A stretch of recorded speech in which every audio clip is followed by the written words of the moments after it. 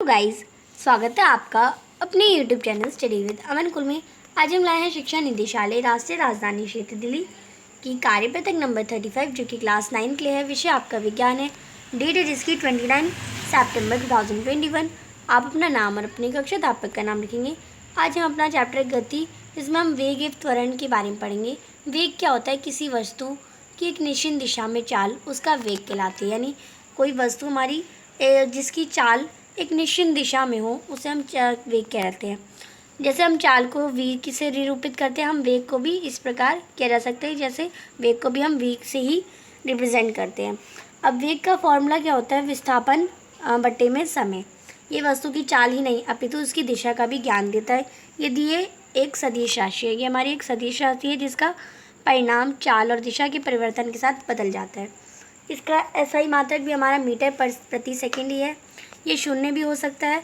जब एक वस्तु सरल में बदलती हुई चाल वेग के साथ गति कर रही हो तो हम उसकी गति की दर का परिणाम औसत वेग से इस प्रकार ज्ञात कर सकते हैं। जैसे औसत वेग हमारी कितनी रहेगी? प्रारंभिक वेग और अंतिम वेग को अगर हम जोड़ेंगे और 2 से डिवाइड कर देंगे। समान एवं असमान गति क्या हो जाएगी? गति यदि एक वस्तु सीधी रेखा में, अगर हम देखें तो ग्राफ के साथ हम जिसे देखेंगे, यहाँ पे हम डिस्टेंस यानी दूरी ले लेते हैं। यहाँ पे हम टाइम ले लेते हैं। ये 5 ले लिया, 5 मीटर, 10 मीटर, 15 मीटर और ये 20 मीटर। यहाँ पे हमने 5 मिनट्स, 10 मिनट्स, 15 मिनट्स और 20 मिनट्स ये ले लिया। ये 0 हो गया आपका। अब यहाँ पे यदि एक वस्तु गति सीधी रेखा में गति करते हुए समान दूरी समान समय पे पूरी करती है तो हमारी उसकी एक समान गति कहलाती है। यानी अगर कोई वस्तु हमारी जो वस्तु जा रही है वो 5 मीटर 5 मिनट में, 10 मीटर 10 मिनट में, 15 मीटर 15 मिनट में और 20 मीटर वो 20 मिनट में जाती है तो वो ऐसे ही जाएगी। ऐसे ही हमारा ग्राफ बनेगा। तो अगर कोई वस्तु हमारी समान दूरी यानी सेम दूरी समान समय में पूरी करती है, यानी 5 मीटर वो 5 मिनट में ही करती है, तो वो हमारी एक समान गति कहलाती है। ऐसी स्थिति में वस्तु का वेग भी एक समान रहता है, परंतु यदि वस्तु अलग अलग दूरी अलग अलग समय में तय करती है तो वह असमान गति में होती है। ऐसी स्थिति में हम उसका वेग भी असमान हो जाता है। इसे 2 प्रकार से विभाजित किया जाता है, त्वरण गति, मंदन गति। आज की वर्कशीट में हम त्वरण गति के बारे में पढ़ेंगे। इस गति का वस्तु का वेग समय के साथ लगातार बढ़ता है। मंदन गति में इसमें वस्तु के समय के साथ लगातार घटता है। त्वरण क्या होता है? हमने जाना कि एक समान गति से चलने वाली वस्तु के वेग में समय के साथ कोई बदलाव नहीं होता, पर असमान गति यानी एक समान में क्या होता है? समय के साथ कोई बदलाव नहीं होता, पर असमान में क्या होता है? जैसे हम ट्रैफिक में चलती हुई कार का वेग समय के साथ बदलता रहता है, यानी कभी वो तेज़ चलेगी कभी धीरे चलेगी। वेग में समय के साथ हो रहे इस बदलाव को हम अन्य भौतिक राशि से व्यक्त कर सकते हैं, जिसे हम त्वरण कहते हैं।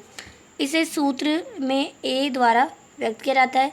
किसी वस्तु के प्रति इकाई समय में वेग में परिवर्तन की माप को हम त्वरण कहते हैं। इसे इस प्रकार ज्ञात किया जा सकती है, त्वरण इक्वल टू वेग में परिवर्तन बटे में लिया गया समय। तो यदि वेग में परिवर्तन हमारा अंतिम वेग में से घटा दे प्रारंभिक वेग को तो वो हमारा आ जाएगा वेग में परिवर्तन, और समय को हम t से रिप्रेजेंट करते सकते हैं। यानी त्वरण यानी A equal to V minus U upon में टी, यानी A equal to V minus U upon में टी, यानी त्वरण इक्वल टू अंतिम वेग में से हम घटाएंगे प्रारंभिक वेग बटे में समय। ये हमारा फॉर्मूला हो जाएगा। अब किसी वस्तु के त्वरण को वेग समय ग्राफ से हम निरूपित किया जा सकता है। यदि एक वस्तु सरल रेखा में चलती है और इसका वेग समान समय में समान रूप से घटता या बढ़ता है तब यह एक समान त्वरण कहलाता है। जैसे हमारा एक गिरता हुआ पत्थर जिसका वेग लगातार बढ़ता जा रहा है। यदि एक वस्तु का वेग असमान रूप से घटता या बढ़ता है तब यह एक असमान त्वरण कहलाता है। जैसे लंबी दूरी में कार असमान गति। अब यहाँ पे मैंने जो आपको समझाया था वही आपको बता रखा है। अगर हम समान गति वाला देखें तो ये हमारा ऐसे बनेगा। असमान में देखिए जबकि टाइम भी हमारा अलग होता है, डिस्टेंस भी अलग होता है, तो हमारा असमान गति हो जाती है। अब स्वयं को जांचिए, इन क्वेश्चंस का आंसर करके वेग तथा चाल में अंतर बताइए। तो आप इसका आंसर करेंगे वेग और चाल में क्या अंतर हो जाएंगे? वेग है हमारा एकांक समय में, चाल जो है हमारा वो एकांक समय में किसी वस्तु द्वारा तय की गई दूरी को उस वस्तु की चाल कहा जाता है। चाल एक अदिश राशि है, चाल में दिशा नहीं होती और चाल का फॉर्मूला है दूरी बट्टी में समय। वेग क्या होता है कि कोई वस्तु एक निश्चित समय अंतराल में जितनी विस्थापित होती है तो वो उस वस्तु का वेग कहलाती है। वेग एक सदिश राशि है, वो क्या है, एक आदिश राशि है। ये दिशा के अनुसार चलती है, अर्थात इसमें वस्तु की परिमा और दिशा दोनों होती है। वेग का फॉर्मूला क्या है, विस्थापन बट्टे में समय। उसका क्या था, दूरी बट्टे में समय, इसका विस्थापन बट्टे में समय। प्रश्न नंबर 2 है, यदि एक कार है 100 मीटर की दूरी 25 सेकंड में तय करती है तो उसका वेग ज्ञात कीजिए। तो वेग निकाल सकते हैं हम। वेग का फॉर्मूला क्या होता है, वेग इक्वल टू विस्थापन बट्टे में समय। तो विस्थापन हमारा 100 है, समय हमारा 25 है, मान रखा हमने, तो 4 मीटर प्रति सेकंड आपका आंसर आ जाएगा। प्रश्न नंबर 3 है, यदि एक मोटरसाइकिल एक खाली हाईवे पर एक निश्चित वेग से जा रही है तो वह किस प्रकार की गति का उदाहरण। तो हमारा जो वेग है वो हमारा निश्चित है, ना ज़्यादा है ना कम है, तो बराबर है। तो वो कौन सा गति होगी, हमारी समान गति होगी। तो एक समान गति का उदाहरण है। प्रश्न नंबर 4 है, त्वरण किसे कहते हैं, इसके सूत्र व इकाई को स्पष्ट कीजिए।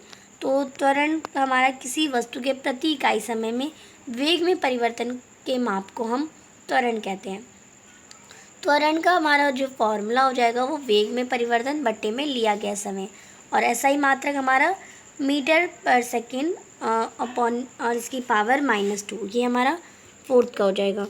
प्रश्न नंबर 5 है, कोई कार एक समान रूप से त्वरित होकर 5 सेकंड में 5 मीटर -1 और 10 से 10 मीटर -1 की चाल प्राप्त कर लेती है। उस कार का आपको त्वरण कितना होगा। तो आप देखेंगे कार का प्रारंभिक वेग हमारा कितना है, 5 मीटर पर सेकंड। कार का अंतिम वेग है 10 मीटर पर सेकंड -1 की पावर। वेग में परिवर्तन के लिए लिया गया समय हमारा 5 सेकंड है। त्वरण कितना आएगा, 10 मीटर पर सेकंड -5 मीटर पर सेकंड। तो 10 में से 5 घटाएंगे तो 5 आएगा। बट्टे में कितना है, 5 है, तो 5 में का 5 से 5 हमारा डिवाइड हो जाएगा 1 मीटर पर सेकंड -2 की पावर, -2 पावर हमारा आंसर हो जाएगा। तो आप इसे कर लेंगे। आज की आपकी वर्कशीट कंप्लीट होती है। आई होप आपको अच्छे से वर्कशीट समझ आ गई होगी। अभी तक आपने मेरे चैनल को सब्सक्राइब नहीं किया है तो प्लीज़ मेरे चैनल को सब्सक्राइब ज़रूर करें और उसके बाद आने वाले बेल आइकन को प्रेस करें, जिससे आपको हर वीडियोज़ की नोटिफिकेशन टाइम से मिलती रहे।